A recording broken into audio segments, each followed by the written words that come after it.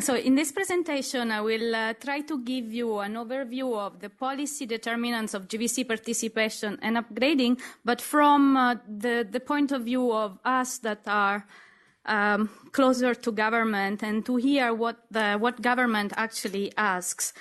I'll go really over these three questions. What questions do we face in government, from government in client countries? And then the second question is what insights from research have crystallized and are becoming part of our common discourse when we talk to governments? And finally, how can research help us help them better, which is probably the purpose of this partnership with the CEPR and of this conference. So what are the questions from client countries? Obviously, there are many, but some that are recurring is, how can I become the next? And then choose China, Singapore, Ireland, we hear often. And it is often about,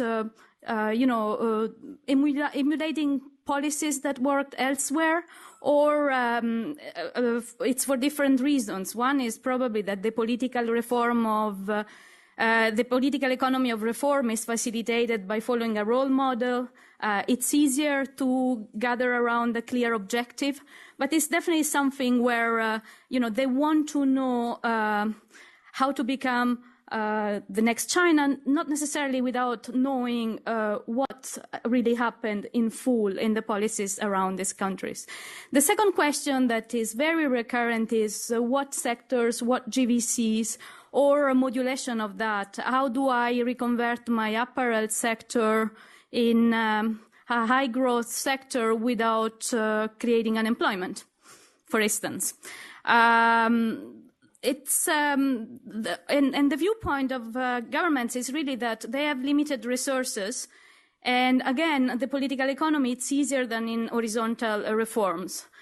They also need an entry point, often into manufacturing, to then start growing a bigger ecosystem.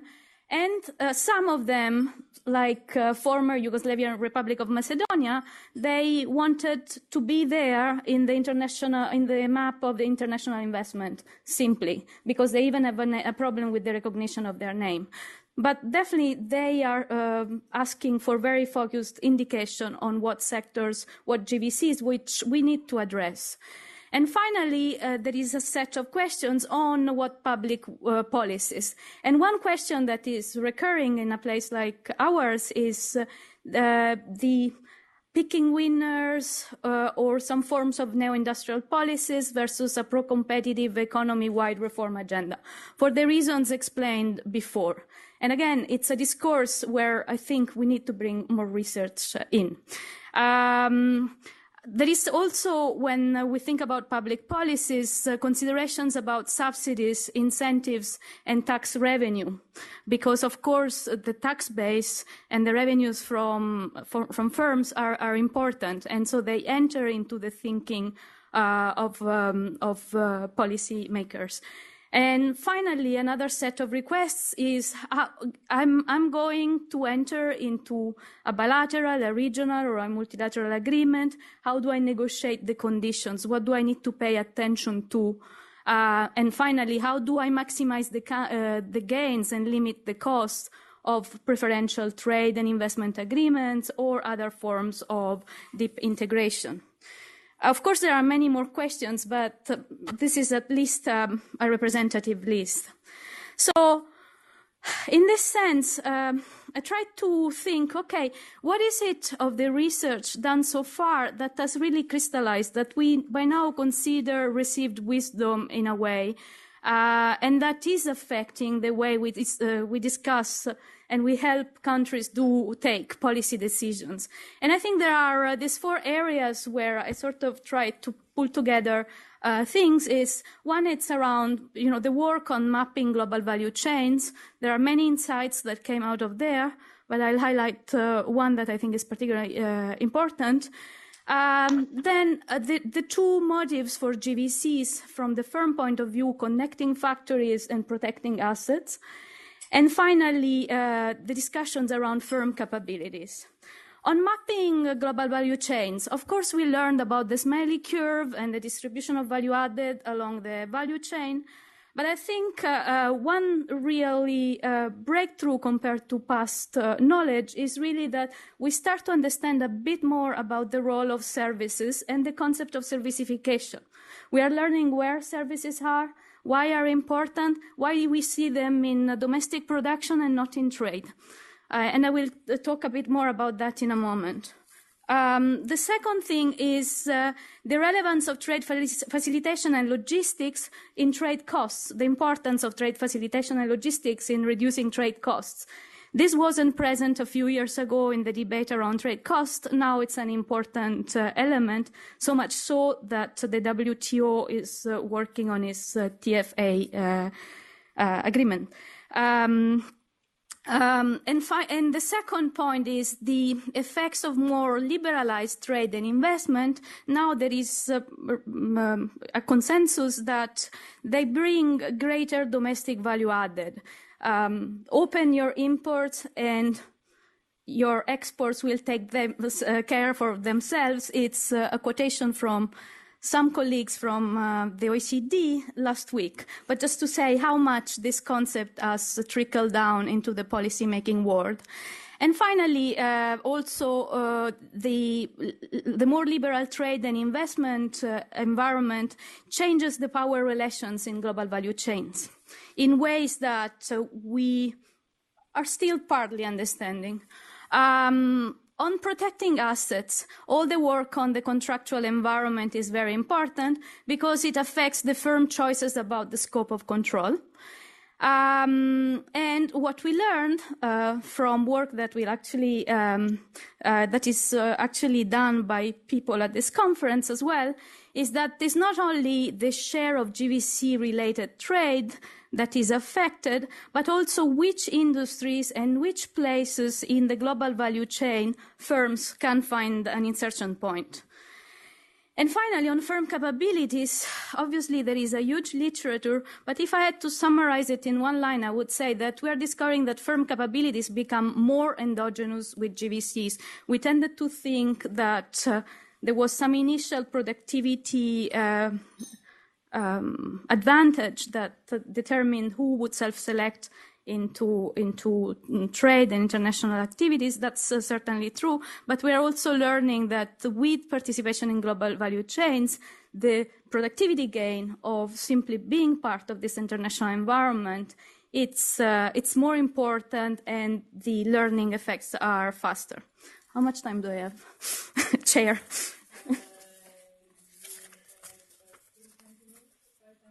Okay, I will take less.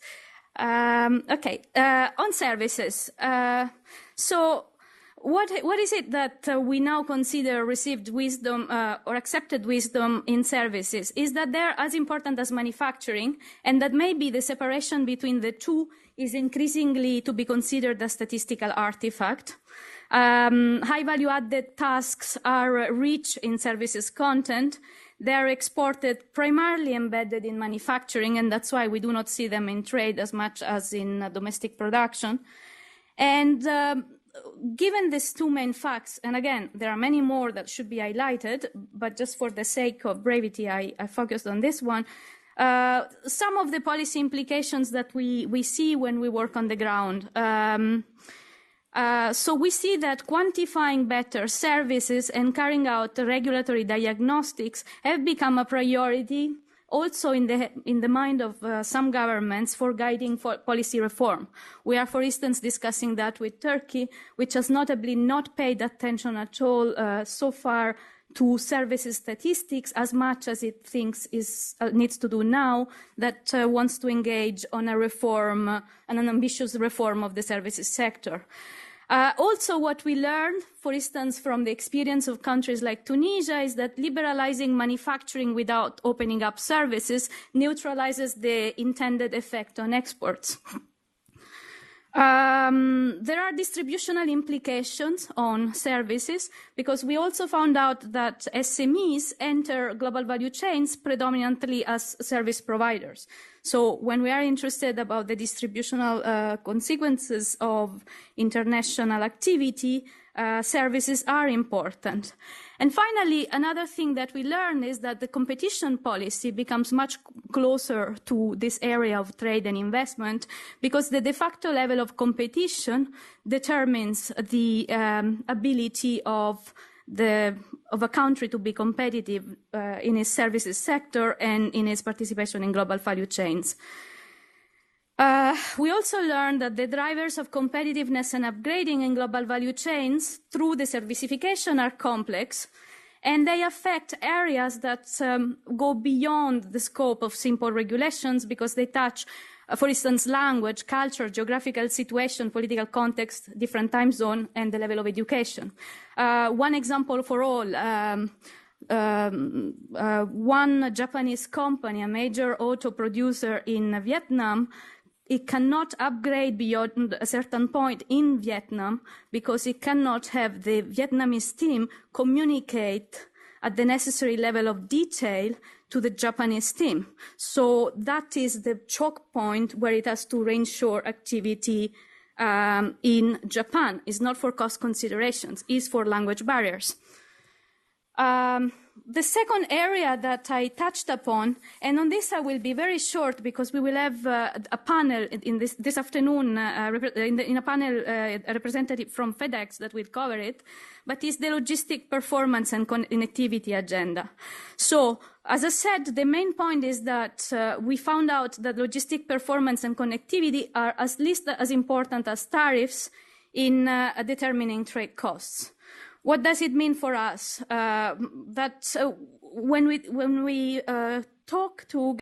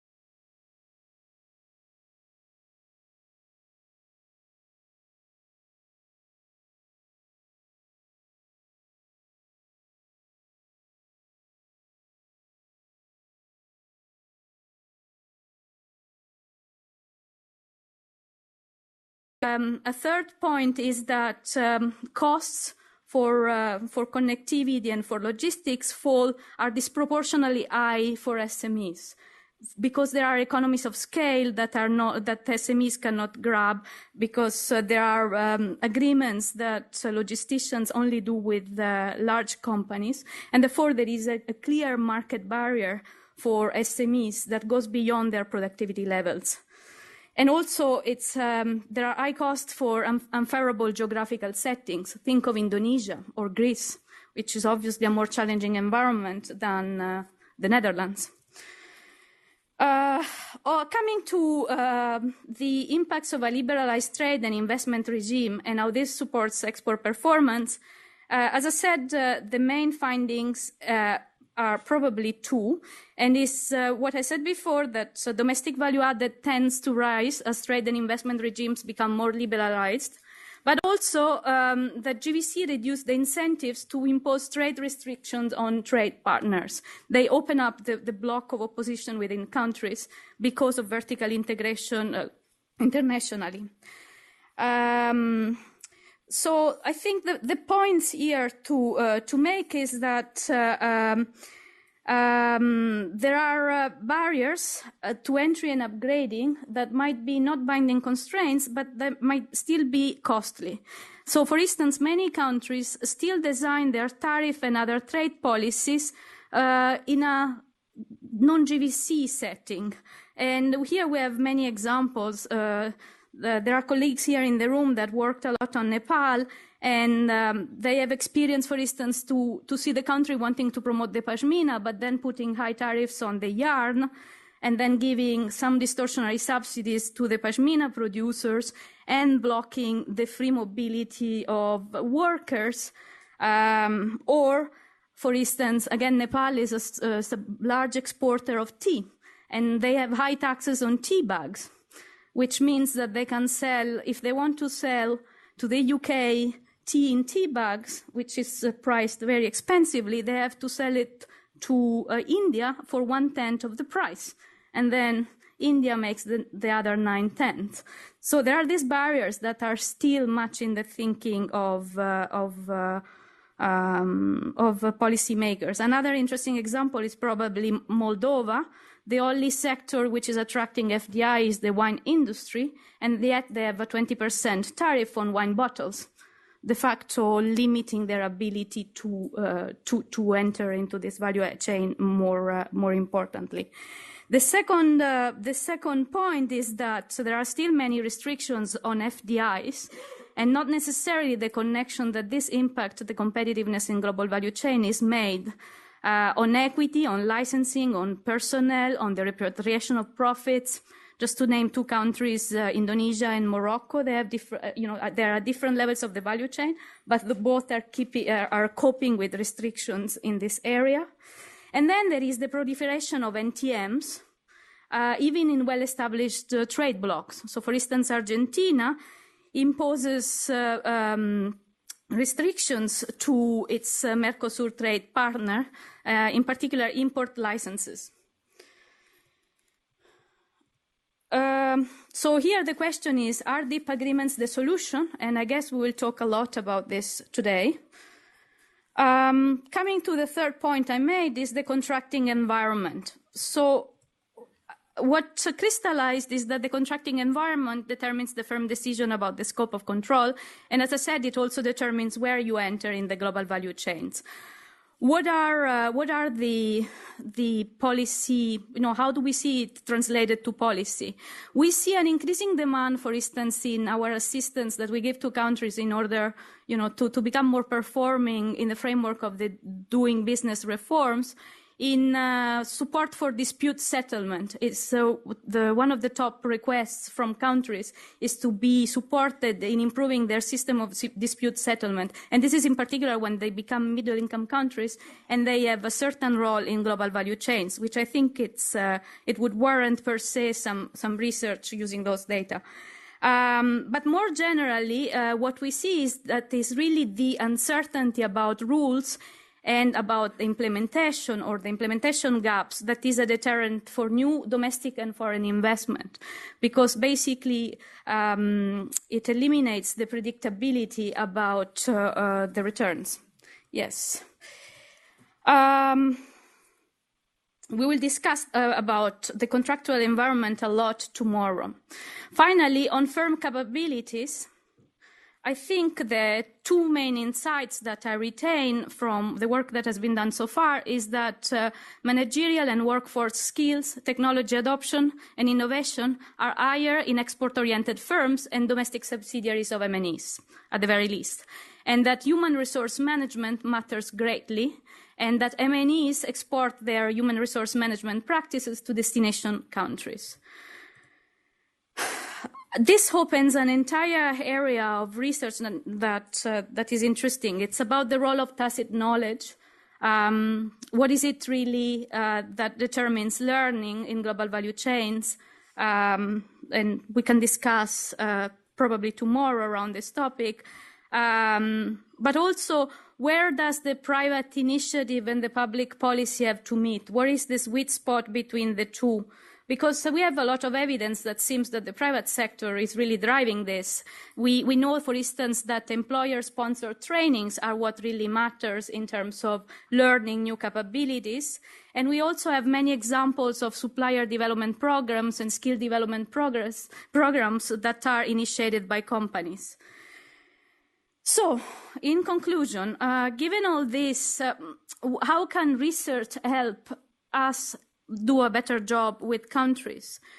Again, this is really a selection, but talking to colleagues, I brainstormed for this presentation with colleagues, and For us, I guess, the areas where we see really main needs is that better, new, more complete narratives are needed.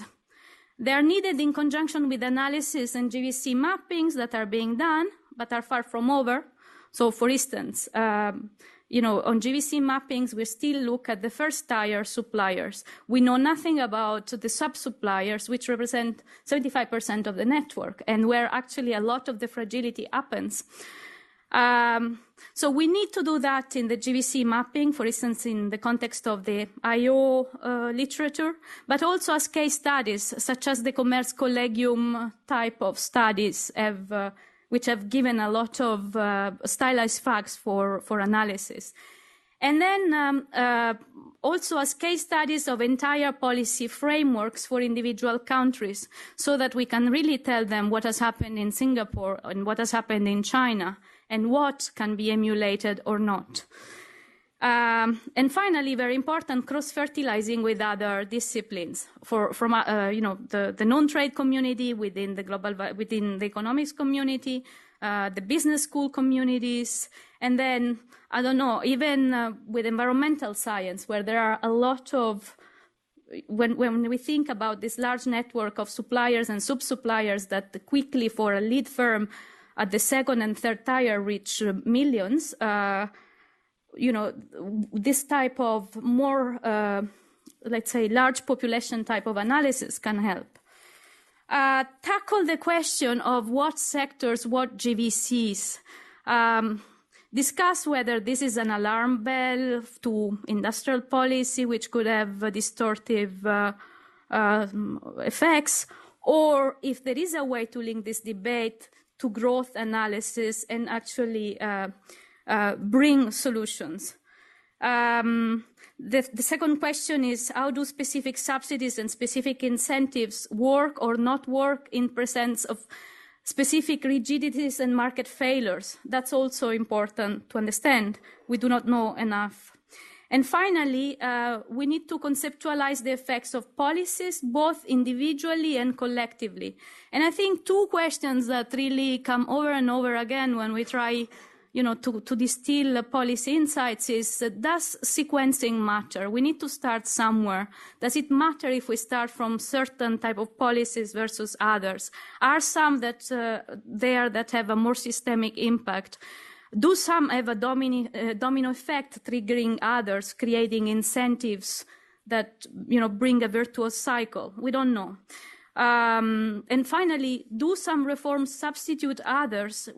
Do some have a multiplicative effect or only an additive effect? Thank you.